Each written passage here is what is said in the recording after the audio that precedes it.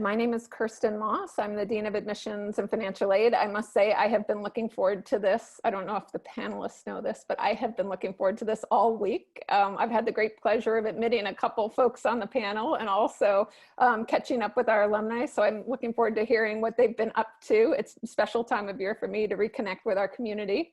So today's session is really your opportunity to learn about the GSB experience from our current students and alumni. Kelsey, would you lead us off? Hi, everyone. My name is Kelsey. It's crazy to think that it was just 2 years ago that I was sitting in your shoes in Boston attending this panel. So time really flies, but I'm just finished my first year at the GSB and I'm currently in Boston today. I'm working remotely for a luxury retail tech company based in London. So came back to the East Coast to be a little bit closer in time zone. But I graduated Brown in 2014 and then came back to Boston to work at Cambridge Associates, which is a financial services and investment management company where I worked on venture capital research and then ultimately joined a venture firm for about 6 months before starting at GSB. So GSB was really my first entry out of the New England area, and it's been a wonderful experience. As far as academics, one of my favorite classes this year was in the spring quarter, so on Zoom, which may be shocking for many people that was one of my favorites, but it was the consumer behavior course by Professor Hong, and which focuses on consumer psychology and then the means by which we can influence consumer behavior. So really a lot. Professor Wong's energy and was infectious, and that probably had a lot to do with that being one of my favorite classes, but it was a wonderful experience. It's wonderful to meet you. Awesome. And we see the first questions coming in, so feel free to continue with those and I'll go get to them in about 20 minutes. So Lad, how about you? What was your favorite academic experience? Hi everyone, I'm Lad. It's a pleasure to be here. It's fitting that I'm going right after Kelsey here because my favorite academic experience also involves Professor Wong, or Suchi as we called her. She was the faculty advisor on the STEP exchange program with Tsinghua University in Beijing that I got to participate on. So during the week of Thanksgiving last year, 30 of us went to Beijing and basically took a series of classes, kind of short condensed classes or lectures from professors or from business leaders in Beijing. And my favorite moment from that experience was speaking with a senior strategy leader at a tech company called Meituan, which is a combination of food delivery, Yelp reviews, and kind of a booking.com online super app. And it was simultaneously familiar, but very different in how the tech ecosystem and consumer internet evolved in China.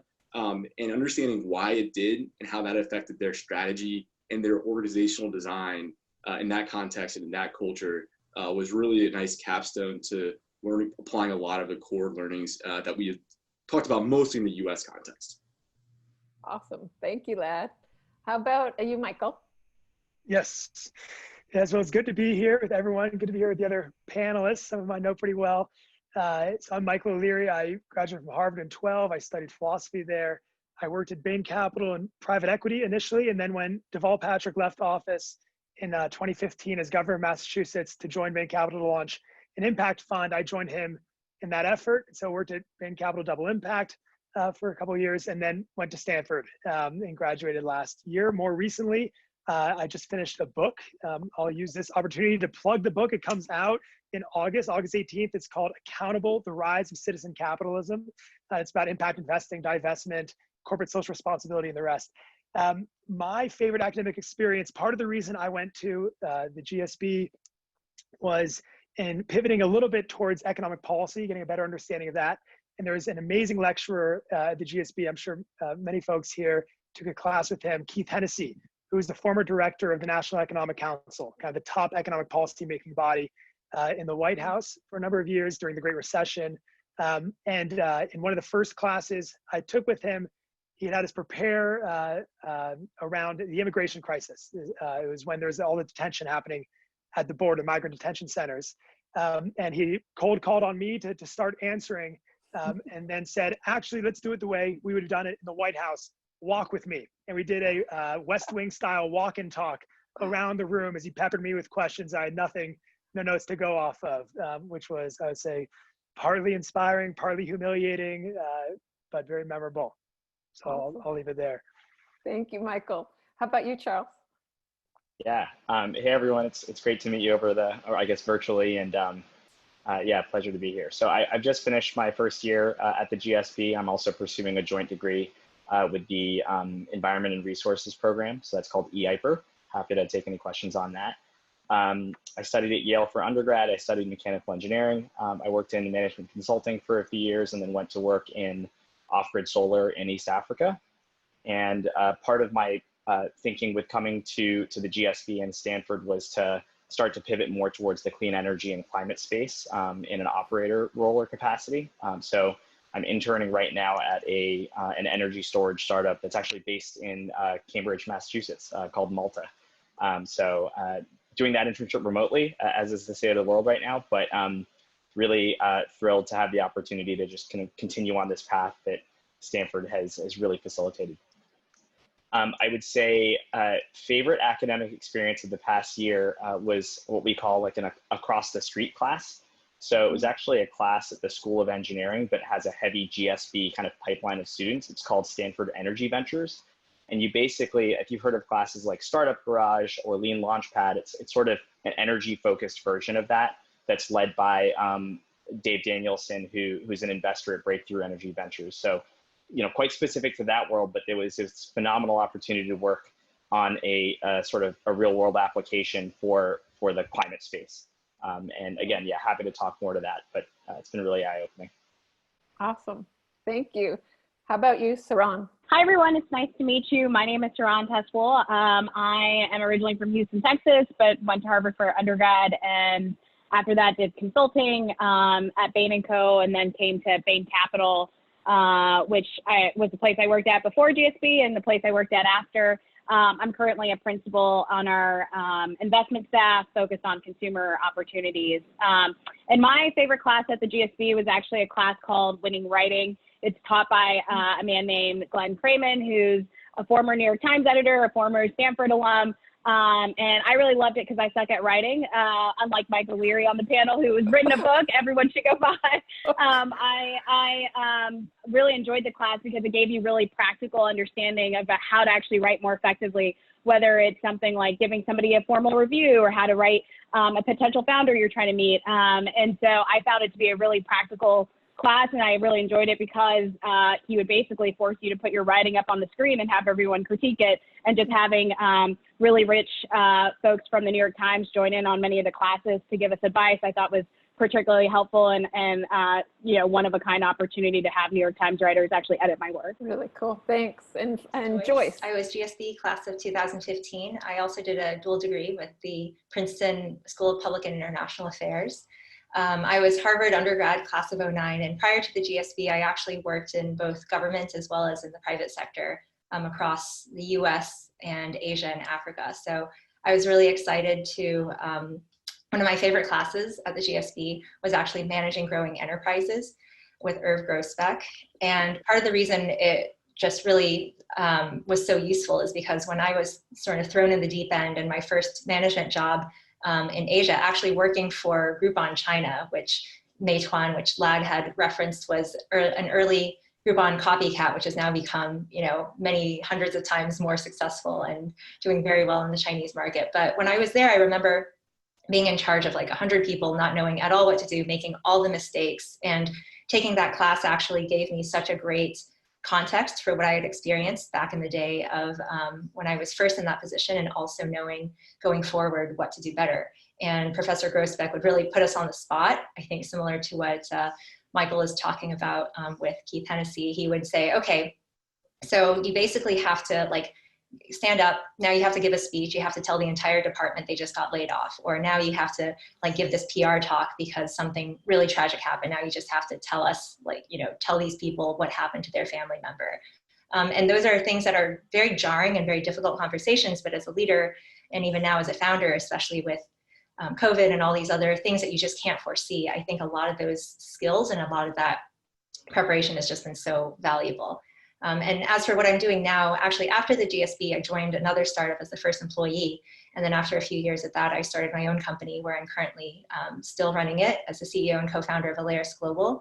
We're a talent marketplace that both reverses the brain drain and puts people who are global leaders into high impact roles. So we'll help a lot of, let's say, American pharma companies hire for their head of APAC, or we'll help even a lot of companies based in Indonesia or Singapore hire multilingual talent, maybe many of you in the future, who can help them do global expansion. So really excited to meet you. That's fantastic. Thank you all for taking time to introduce yourself. One of the things that we see is pretty typical for our student graduates is pivots, whether it's pivoting industry, geography, function, sometimes all three. The vast majority of our students will pivot at least one, if not more of those. However, there's also a group, and many coming from private equity, who come in as investors and leave as investors. So I wanted to start with you, Lad, because you followed that path. Why did you, especially knowing you may want to go back to investing, why did you decide to pursue an MBA and why at Stanford? And then maybe I'll ask Saron too, given your similar path, what your insights are and the value. Oh, I think you're on mute, Lad. There we go. Okay. Awesome. All right. So yeah, I was really excited about an MBA. First of all, because it's a chance to go back to a learning environment and be surrounded by some of the best intellectual minds in business, whether it's professors or the classmates. And that kind of learning environment is not something that you get in the same way in the work environment. But the deeper reason is that I think business school presented a chance for me to do a lot of introspection and growing, basically understanding the person that I wanted to become, not just a business leader, but a person, and then learning how to get there. And I don't think I'm not there yet, but Stanford has given me a lot of ways to try and answer that question, a lot of ways to grow. And I was very fortunate that my employer, Berkshire Partners, also believes in the long-term personal development of business school. And so they create space in their pipeline to allow for that. Was there one experience, Lad, that helped you grow or be more introspective, if you concrete? Yeah, absolutely. There's an arc of experience that I like to talk about. And it starts at the very beginning with Leadership Laboratories, which for me was the first time I got to experiment with like who I was and how I came across as both a teammate and a leader. And the feedback I got was on much more how I show up as opposed to feedback on a work product, which I had been used to in my professional career. And that's the starting point to understanding who I was. And then from there, touchy-feely or interpersonal dynamics was a great kind of starting point to understand how relationships are built and how I show up in those and how I can be a better communicator. And then the next step of the arc was I was an Art Buckle Fellow, which meant that in my second year, I got to coach the first years in the Leadership Laboratories class and one-on-one as their personal leadership coach. And so the idea of coaching and self-coaching is how you actually change as a person. Is you set a vision of who you want to become, and then you create steps to get there, and then you hold yourself accountable or find the support you need to get there. And so that arc was really powerful to me. And again, I don't walk away from the GSB with like complete satisfaction or knowledge about who that person I want to be is, or that I'm even close to it. But I walk away a lot more confident because I have the tools and the knowledge to take a step down that direction every day. Awesome. Thanks, Lad. How about you, Saron?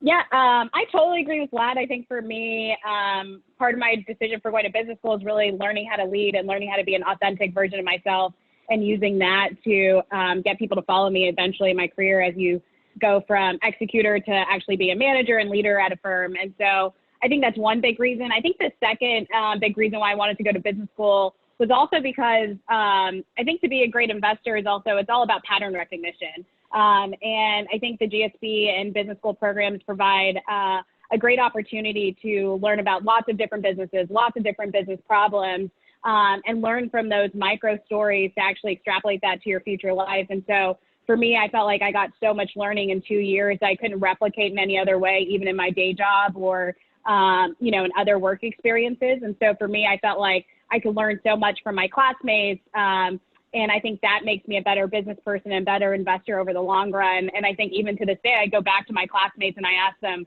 plenty of questions about industries I don't understand, or I remembered them talking about X topic, or they work at X job. And so I found that to be particularly powerful, not only while I was at the GSB, but even, 4 or 5 years out. That's cool. Thank you. Joyce, I'm going to turn to you. One of the things Stanford is known for is its community. And now you've had a little time to be out as an alumni. Looking back, how would you describe the community and how has it impacted you as an alumni now?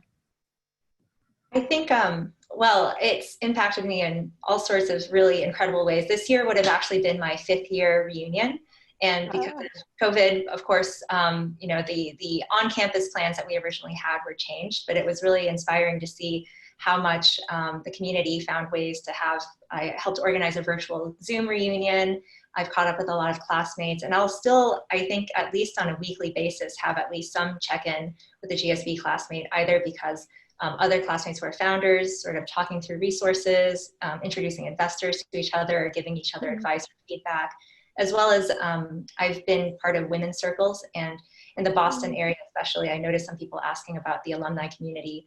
It's very strong and it's very mighty in some ways because it's a slightly smaller community than in the Bay Area. But what I found very special is that my women's circle included GSB alumni who ranged in age from early mid-60s to early 30s and everything in between. And so that level of diversity and also the really deep, authentic connections we can have because we're part of the same community, we have that shared background and we're willing and able to be very open and vulnerable with each other, which is so special and something I never could have gotten just from meeting someone else kind of in regular day-to-day life who was in a different generational stage than I was in. So I thought that was incredible. And I guess the adjectives I often use is just really mutually supportive.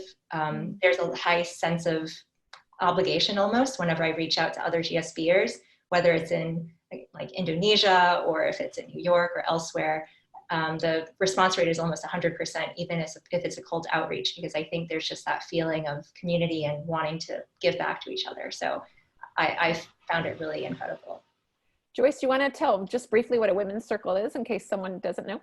Oh, sure. A women's circle is basically a group of women who are alumni of the GSB or female identifying GSB members. And the Alumni Association will help sort of match people together. And so you'll sign up regionally and they usually have like a once a year intake and you just have to commit for the full year.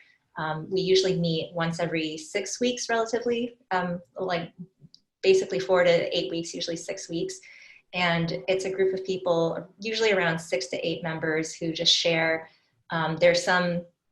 Sometimes there's some like agenda that might be recommended, but each circle evolves in its own way and it's all just volunteer driven.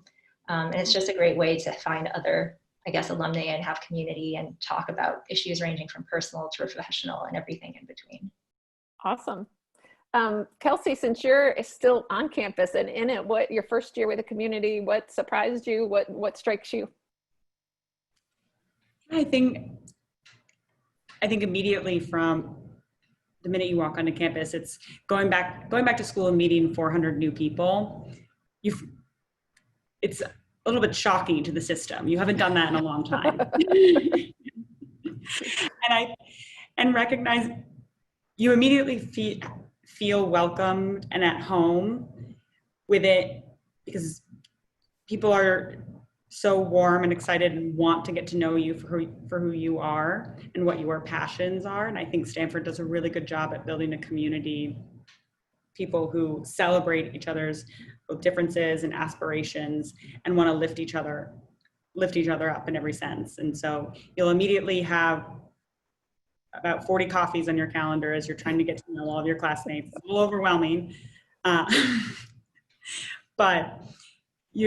But ultimately, that's what creates that core community. Having that smaller class size, I will say, it incentivizes you to really reach out at the beginning because you feel that sense, I can meet everyone in my class and even create a broad network in the class above me before I graduate. So that's a pretty motivating factor. And then I will say I was on campus this spring as well, living in the residences, and I think I I was so inspired by my class in the spring quarter, both how they both remained opportunistic as well as optimistic during that quarter. We were able to really build this new form of community, both virtually and then safely in person, whether it be walks instead of coffee chats in Arbuckle, or Zoom phone sessions where we were playing online games instead of the age-old Tuesday bar nights that you'll hear about from all the alums. And I think that's community to me, to be able to rise during a period that's so dark for the world. I think the GSB was one of the happiest places, I think, in the nation, in the world this spring. And I can't speak to enough the importance of that community and the ability to create that in those types of times. Thank you, Kelsey. Charles, I'm going to move to you. Cold call. How have people often ask about our leadership development? And I know that's distinctive as well at Stanford. How have you grown as a leader from your experience at the GSB? Yeah, it's a great question. Thanks for the cold call, Kirsten. A big takeaway I've had from both, the traditional, almost, lecture classroom discussion format, but also some of these more applied classes like leadership labs, is just the importance of authenticity and just really knowing yourself well, your strengths, your weaknesses, how you come across to others. That's just been such a repeated theme that in a way that I haven't thought as much about in my prior professional experience. One story that just popped into my mind as we were talking on this panel was in leadership labs. So the way they structure it is you have a weekly almost case study with your squad, which is a small group of 6 of your classmates within your section. And your section's around about 80 or 90 people in total. So it's kind of subdivisions within your overall class. But in your squad each week, you basically role play different leadership scenarios. And I came into one of these cases midway through the fall quarter, and everyone reads a different case study, a different perspective and role they take on. And I was a co-founder of a tech company in this case. Sorry about the lighting. It's sun's coming out over here. And I walked into this conversation with I'd read my case study. I felt good about the talking points I wanted to hit. We were trying to raise more money for investors. And basically midway through the case study or the simulation, I was fired at point blank. And it totally caught me off guard. I hope I'm not ruining any surprises for future case studies or lead labs, but it threw me so off guard, and I kind of was like a deer in headlights, and I lost sense of, and it wasn't meant to put me on the spot to sort of put me but it really just, it was like a good stress test of like, how do I handle this difficult situation? How do I work with my co-founder to try and bring us back from this difficult scenario? And afterwards, we had some of the best debrief conversations with my squad about what that, how to handle that from different perspectives in the room, and how to sort of stay true to yourself amidst, a difficult situation. So hopefully I didn't scare anyone, but it was like a tremendously good learning moment. And it taught me a lot. Fantastic. What a great example. Thank you. And Michael, tell me, all of you know at Stanford, we believe that you really do have the power to change the future. So how has the GSB influenced, your sense of that power? Small question. Small question. Saved it for How you. will we all change the world? Well, just how, you're doing something No, entrepreneurial. How is it? Yeah, it's fair.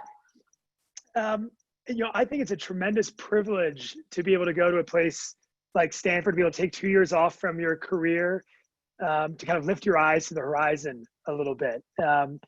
And I think being in a place like Stanford, especially, I got the advice from a Stanford alum when I was asking, before I got to campus. He was saying, you don't have to know what you want to do at Stanford, but it's helpful if you know what you don't want to do.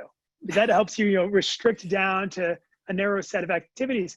And the one thing I knew I didn't want to do was entrepreneurship. Of all the interests, I knew that one I can write off. And yet being around everyone who is, being in Silicon Valley, I think being in a culture that is so risk-seeking, so tolerant of failure, so inclusive that I think it ended up increasing my risk tolerance much higher. You know, I had a relatively traditional background before getting to the GSB. I'd worked in private equity. You know, even my pivot towards impact investing happened within the private equity firm I was already at. I think being around so many people who are willing to take on so much risk in their careers helped me to get a little bit more outside of my comfort zone and think about, you know, of all the things I imagined doing after the GSB, taking a year off to write a book was not one of them. And now in helping to launch a new fund, also not one of them. You know, I was planning on going back to the private equity firm I was at before. And I attribute a lot of that to just being in the culture, being in the culture of the GSB. And you know, I don't think I'd be in the position I am now if a lot of that had not rubbed off on me. Great. Joyce, how about that question to you? Oh gosh, also agree that it's not a small question. I think it really, part of it is almost the confidence to feel that you really can do anything, and if you try for it and fail, it's okay. Like Michael is even saying that lack of risk aversion, because oftentimes it's a perception of what you're capable of, and we sometimes don't know the full extent until we try. And so I think that there is that risk-taking element, but it's not necessarily like, oh, you have to go be an entrepreneur. I felt it was more, if there's something that you see the world needs and that you're uniquely positioned to offer, then why not? You know, don't wait for someone else to do it. Why not you? And that was that feeling, that extra level of support and I think confidence boost that I needed to do that myself. Awesome. I'm going to hit on two questions, one person each, really quickly, and then turn it over to everyone. The audience's question. We are known at Stanford for having, at any given point, 85% of students are taking classes across the street. We also 20% are doing joint degrees and believing that problems can be solved where disciplines cross. So maybe Charles, you could speak to that, given you're in the joint program. How has this impacted your learning, your approach to your career? Yeah, I would say it's a hugely valuable aspect of the GSB education.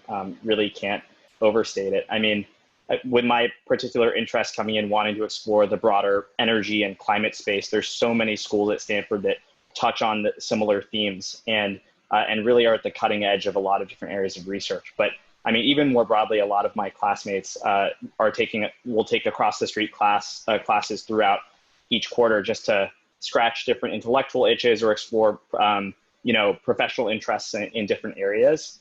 And in some cases, there are joint degrees that pair up really nicely as well to deepen those interests. So, I mentioned that one class earlier, Stanford Energy Ventures. I basically paired up with a PhD mechanical engineering student who had helped to develop with one of Stanford's engineering professors a much better set of algorithms to control the way wind farm turbines face oncoming wind to increase their energy output by quite a significant amount. But it's so much more than an engineering problem. It draws in investor interest. The operators of wind assets get really interested because they don't expect their energy production levels to have decreased to the extent that they have done, especially for older projects. So through this class, we worked on a team with several GSB students, but engineering students and a couple of undergrads as well who were more on the programming side to sort of refine this potential product for the market. So examples like that, I think, abound. Awesome. And last quick question for anyone who wants to raise their hand. Extracurriculars certainly can add a meaningful impact to your life at the GSB. Does anyone want to share something that was particularly important to them outside the classroom?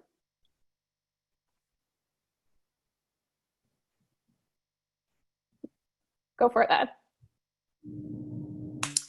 Yeah, so I got involved with the MBA Student Association, which is our student government, and I served on our diversity committee for 4 quarters, so quite a bit of time.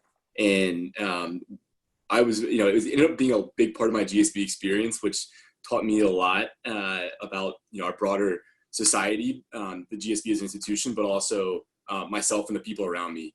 But one of the things that we did on the diversity committee was start a new program for the class below us. So Charles and Kelsey went through this, but it was called GSB Pods. And the intent behind it was to take what Stanford is really good at, which is bringing people together in small groups and going deep and getting past superficial conversations really getting to know each other as people and kind of seeing our differences and appreciating them, and then finding other ways to connect as humans.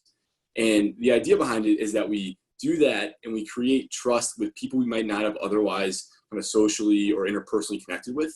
And that trust allows us to have deeper and more meaningful conversations, especially about topics that are sometimes tough to talk about, such as identity or politics. And so we kicked it off, we designed it and launched it this past year. We got a lot of great feedback from Kelsey and Charles, and then have passed it on to their class for the next iteration, which I'm very excited about. Yeah, and it really is a phenomenal story because they're continuing. We hope that that will continue on forever at the GSB. So I didn't know, Lad, that you were one of the folks who did that. We'll have to, a big thanks. All right, I'm going to switch. Yeah, I'm going to switch now to questions. And we're getting a lot because this is a Boston focused panel. So to the panelists in the Boston area, we'd like to know more about how much did attending business school in the West Coast impact your career opportunities and network in the East Coast? And I've heard that quite a bit when I'm on the road, because I know many of our graduates stay in the West Coast area, the Bay Area, for a couple years post-graduation and slowly move back. How did that impact your career search? And just raise your hand if you want to speak to that, any of the panelists. Okay. Yeah. So, I mean, from a job perspective, obviously I went back to the same firm, but just talking to my classmates that ended up back in Boston, I think it ends up being an advantage because oftentimes you're competing against less people to get the jobs on the East Coast because we probably still skew, our alumni definitely still skews towards the West Coast. But I also found moving back here in 2016 till now that the GSB community in Boston is still very strong. And you often find lots of relationships across classes. So like when Joyce was living here, she's recently moved, but we hung out and grabbed dinner, even though we weren't in the same class. And I feel like the great thing about the GSB is that you do have you can get to know everyone in your class, but it also gives you an opportunity to know people above you or in classes below you. And so from my perspective, a lot of my close friends in Boston actually went to the GSB, but were in different classes. And so even though it may be a slightly smaller community here in Boston, it's pretty tight-knit, and you can still find great folks to sort of share in that experience with. Great. Michael, did you want to say something as well? Yeah, I think there's a small thing I would add off my long year as an alumni now, would be that I think it's wrong to focus on like a number of people, because I think the amazing thing about the Stanford community is like the extent to which people will go out to help each other. I've never had a time where I reached out to a Stanford alum and didn't get a response. And I think about one of the most vibrant alumni chapters of any school I've ever witnessed was Stanford GSB in Hong Kong, when I lived in Hong Kong for a year, and had, 15 coffee chats with people after I got in who just wanted to meet me and talk to me about Stanford. So I think the strength of the tie for me has been really important. That's great. I'm going to take a question from Sophie. For those who pivoted industries after the GSB, so she's mentioned Kelsey and Joyce, what resources did you find at GSB enabled you to make the transition? So Kelsey, do you want to go first? Yeah, and actually this ties into the last question as well, because actually the startup that I'm working for in the UK, I found it because one of my classmates' wife just graduated from HBS and interned there last year. So it really does, your network is very expansive all over. It's not just confined to your class or your school. People are willing to go to all ends to connect you with the right people. And so I think it's just an important caveat. But for me, just in terms of pivoting, I came into Stanford wanting to explore something in the retail tech sector. And then I ended up testing a lot of hypotheses all at once, both different country. It's a very early stage startup. I came from a much larger established firm in a completely different industry. And I think that's to Lad's earlier point, it is the Stanford environment that pushes you to take these risks, and you end up in completely different areas than you would have anticipated. And I think I credit career services to, and specifically Grace, who's an amazing career counselor in the consumer sector generally, and you have plenty of opportunities to have one-on-one sessions with the Career Services Office, and they'll push you to really question you. Well, what are you trying to test? Where do you see yourself? This is your time to experiment and think about what you could do and challenge yourself to think bigger. And so I think that was incredible in terms of resources, and then of course the network that you get from GSB as well. I just was speaking with Grace recently, and they mentioned during COVID, they had tracked how many coaching sessions they had. And there's only 400 students in a class, but in 6 weeks, they had done over 300 one-on-one sessions. So it just gives you a sense of just how available, the staff are there to help you. But how about you, Joyce? Well, echoing how great the staff is in the CMC, the Career Management Center, even as alumni, you're eligible for, I believe, 1 or 2 coaching sessions per month or per year. And as an alum, I also still use the resources. Like, for example, one of my coaches was the founder and CEO of a company that, like, in some ways does a lot of things that are similar to what we're doing, but many stages ahead, New Sector Alliance. And so she's just a great social entrepreneur and a very strong female leader that I both look up to and get a lot of great advice from. So I think those resources, mostly it's around the alumni network and also the people who are available for coffee chats, whether it's in Hong Kong or to give you advice. I also have heard people describe it as like a gold stamp, like, oh, they went to Stanford. Even if they're changing careers or geographies, industry, they've never done this before, but they must be hardworking and capable and smart and all these things. So people are really willing to give you that bit of halo effect. Sometimes I felt like maybe undeservedly so, but I was a lucky beneficiary of that. So it does allow for pivoting in a way that I think without maybe some of that halo effect, it would have been a bit more challenging. So, that's what I found. And also, I also really miss you, Saran, but now that even though I've moved, ironically, I'm only seeing people virtually. So I'm still doing all of my Boston women's groups chats via Zoom because all members are doing it via Zoom. So I actually still feel very connected. My youngest brother is in college in Boston, so I was planning to go out very frequently. So I will see you next time in person, hopefully. Yes, exactly. Someone is asking from the audience for one of you to talk about your most unique experience at the GSB and how did it change you personally or professionally? So that's an interesting word, unique there. Anybody want to take a stab at that? I might have to cold call you, Michael. Your talk on junk food, it wasn't just junk food, has gotten thousands of hits. Does that qualify as a unique opportunity? I don't know other schools that do that. Maybe you can chat about that because I've seen it. I thought it was great. Oh, thank you. I appreciate that. Yes. So there's a wonderful program at the GSB called Low Key Notes. And the idea is you join and you kind of give a TED Talk style presentation. It's like 8 to 12 minutes up on a stage. And what's great about it, I think, is for me, like a lot of the folks who end up at the GSB, the last time you did real public speaking was like in high school or in college. I mean, a lot of like the analyst associate roles you do pre-MBA, you might present at a meeting, but very rarely are you ever up on a stage delivering prepared remarks. And over the course of a couple of months, you go through the whole process of writing something, of rehearsing it.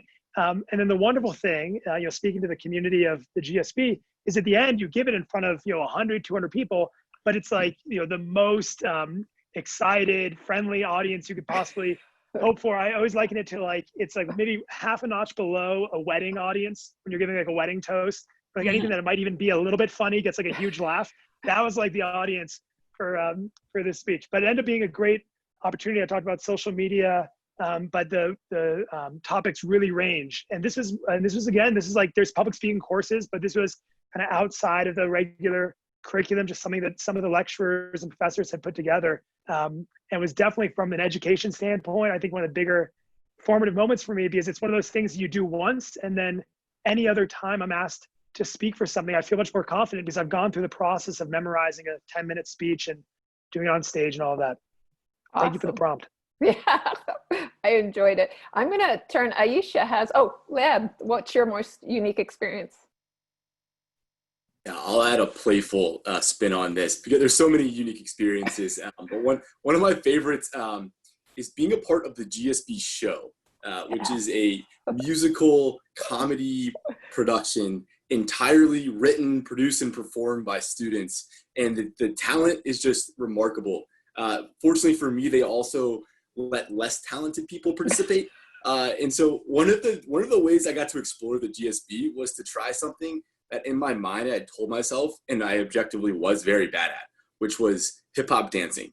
And through a couple of clubs and some very talented dancers at the GSB, I was able to learn how to be a dancer.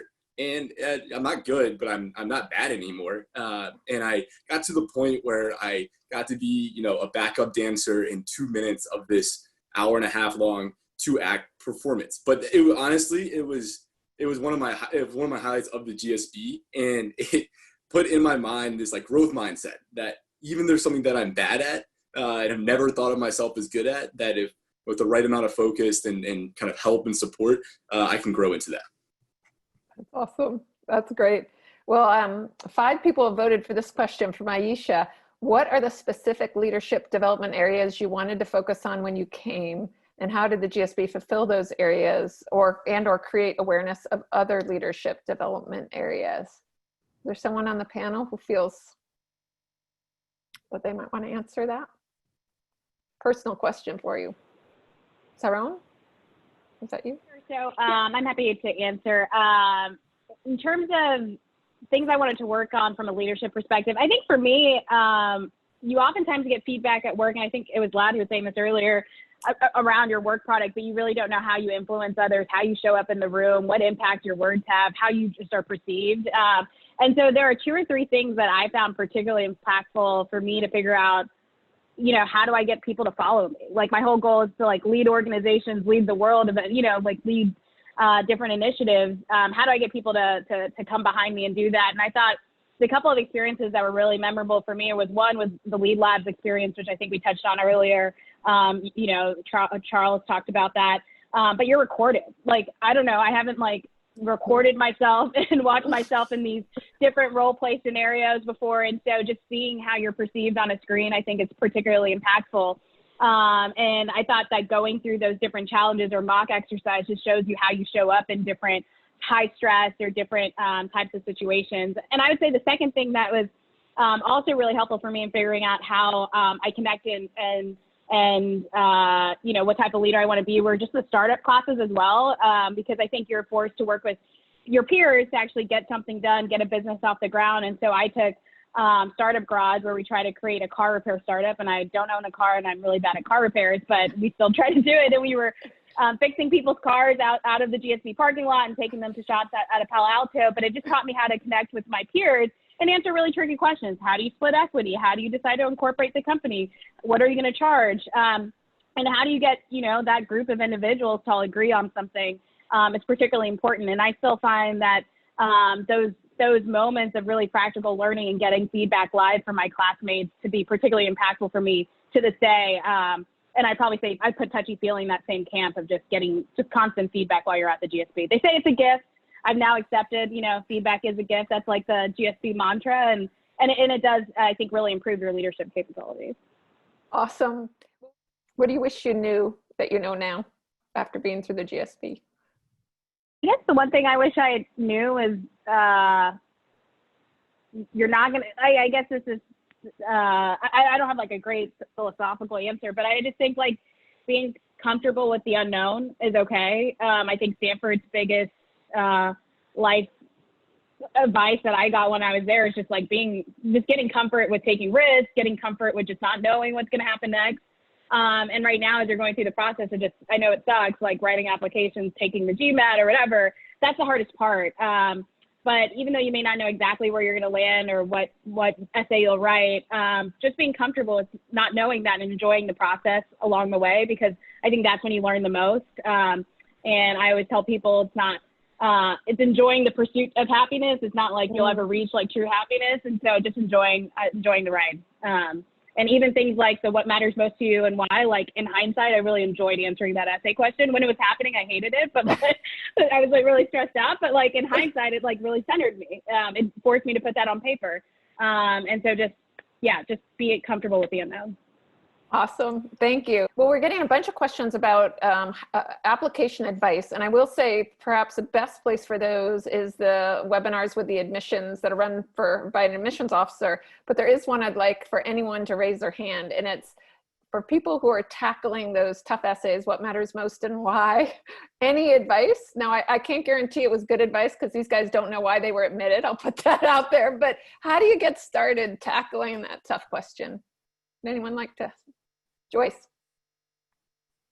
I think so. A very big theme of the GSB is about knowing yourself and knowing yourself and how you come across to others and knowing the impact you want to have and being really authentic. I felt like the touchy-feely essay was one of the most difficult essays I've ever had to write. I went through so many different drafts and so many different iterations, but it was actually an incredible experience of self-discovery. And it took many months, so I would definitely recommend starting the process early if you can. And for me, what I found to be useful was that I talked to a lot of people who used to work with me, as well as people who, I guess I was starting early on accepting that feedback as a gift and asking them different questions about what they thought, stood out about me or what they felt my values were. And that was actually really eye-opening too, and also kind of gratifying, sometimes unnerving, but it's a good process. So best of luck to all of you. Awesome. And then one more on the COVID. This is from George, I believe. For the current students, do you have any insight into what next year might look like given the current atmosphere? So anyone who's currently on campus, Kelsey, Charles, you guys want to take a stab at what it's been like? Do you want to go?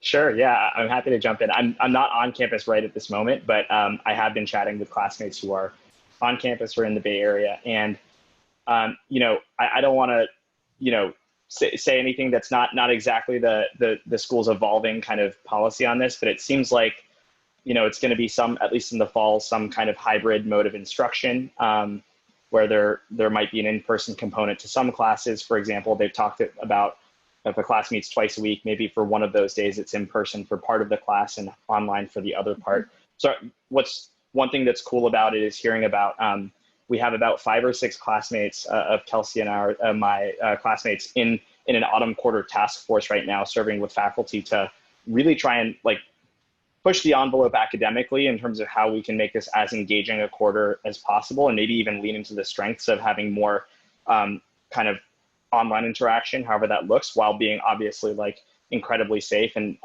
meeting standards, incredibly high bar for safety. So I think it continues to evolve as a reality, but I'm hopeful, especially on the community building point. I completely echo the panelists' comments, and I think Kelsey was saying earlier just how big of a difference that's made in the experience. Awesome. And I might go ahead, Kelsey, were you going to say something?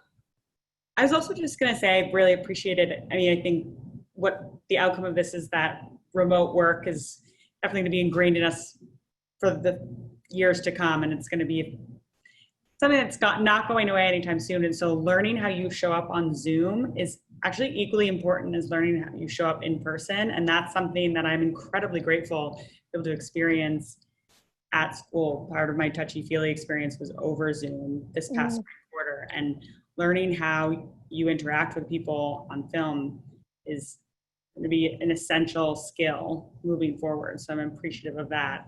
And then also just being at school during these types of environments. We talked about MG and some of the leadership labs, learning how to manage those tough conversations. When you're in a community of 200 people who have completely different risk tolerances, and you're trying to create social norms and be both respectful of others' opinions and needs, but also make your needs known. And this goes beyond, you're no longer role playing, you're actually living your Stanford life lessons on campus. And I think that's something that is both daunting, but also gives me a lot of optimism. I think I learned so much this spring quarter in that regard. And so I'm excited to go back and continue pushing myself and testing that. Awesome, thank you. So this is the cornerstone that's on our campus that Stanford is really dedicated to you, our prospects out there, dedicated to the things that haven't happened yet. and the people who are about to dream them up. So hopefully you've heard some things today that'll inspire you as they've been inspired.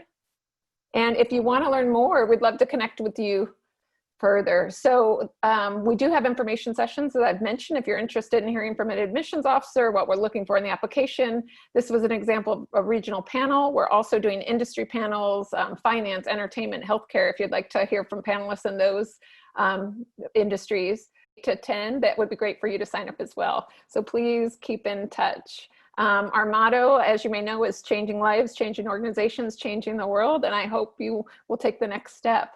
I want to thank all of our panelists. This was so much fun, probably more fun for me than anyone in the audience. So thank you for your time, and everyone have a wonderful day.